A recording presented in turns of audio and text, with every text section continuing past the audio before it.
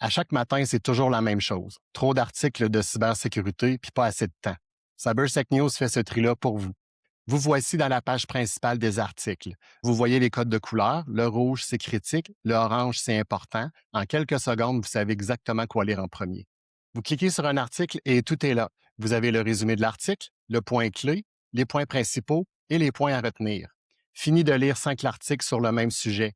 Le système les détecte et les regroupe automatiquement. C'est la même chose pour les articles promotionnels, le système les détecte aussi. En plus, vous choisissez votre profil. Vous avez le choix entre direction sécurité, architecte, ingénieur et détection et réponse. Par exemple, si je sélectionne direction sécurité, vous verrez des articles à saveur stratégique. Si je sélectionne ingénieur sécurité, vous allez voir plus des articles qui sont techniques. Ici, les articles sont en français, ils ont été traduits par le système.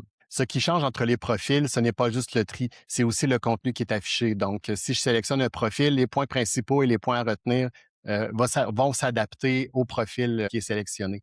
Une autre fonctionnalité, c'est les listes de veille. Ça vous permet de suivre les articles qui vous intéressent à un seul endroit. Donc, si je crée une liste de veille, je peux saisir évidemment le nom de la liste que je veux lui donner, la description, les mots-clés à surveiller. Comme vous pouvez voir, le système vous en propose, mais vous pouvez saisir vos propres mots-clés.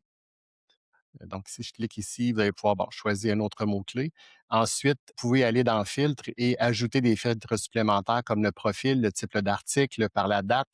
Donc, une fois que ça c'est fait, je vais vous expliquer les alertes. Lorsqu'une liste de veille est créée, vous pouvez lui assigner une alerte. En fait, une alerte, c'est comme une notification qui vous est envoyée lorsque un nouvel article arrive dans votre liste de veille. Vous pouvez lui assigner un canal d'alerte comme, par exemple, le courriel, Telegram ou Teams. Une fois que c'est fait, à partir de ce moment-là, à chaque fois qu'un article va rentrer dans votre liste de veille, vous serez avisé. Vous avez une question? Posez-la à notre assistante Syrah. Syrah est connectée à la base de données des articles et aussi à une base de connaissances interne. Elle peut vous répondre soit en mode technique avec des mots plus techniques ou en mode exécutif avec un langage adapté. Comme vous pouvez voir, je viens de poser une question à Syrah en mode exécutif. Vous pouvez voir que la réponse est adaptée pour des gens qui sont moins techniques. Deux dernières fonctionnalités avant de vous quitter. La première, c'est les stacks technologiques. Ce que ça vous permet de faire, c'est de regrouper des technologies que vous avez dans votre environnement ensemble dans un stack que vous pouvez assigner ensuite à des listes de veille ou dans votre fil pour filtrer davantage les articles et voir vraiment les articles qui vous concernent. Donc, j'ai déjà une stack ici qui s'appelle Microsoft ou ma stack.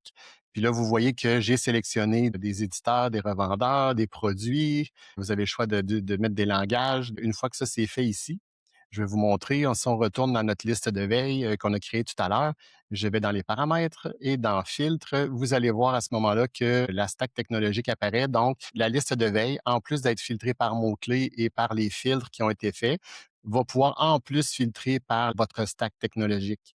Si je vais dans mon fil, c'est la même chose. Lorsque vous avez créé votre stack technologique, il y a un bouton Mon stack qui va apparaître. Si vous cliquez dessus, à ce moment-là, les articles vont être filtrés par la stack technologique. C'est ce qui conclut notre première vidéo sur les grandes fonctionnalités de CyberSec News. J'espère que vous avez apprécié. Entre-temps, si jamais ça vous intéresse, vous pouvez aller au www.cybersecnews.ai pour activer un essai de 14 jours gratuit sans carte de crédit nécessaire. Donc, dans les prochaines semaines, nous aurons l'occasion d'aller plus loin dans certaines fonctionnalités ou voir d'autres fonctionnalités que le système a à offrir. Donc, merci d'avoir été là et à bientôt.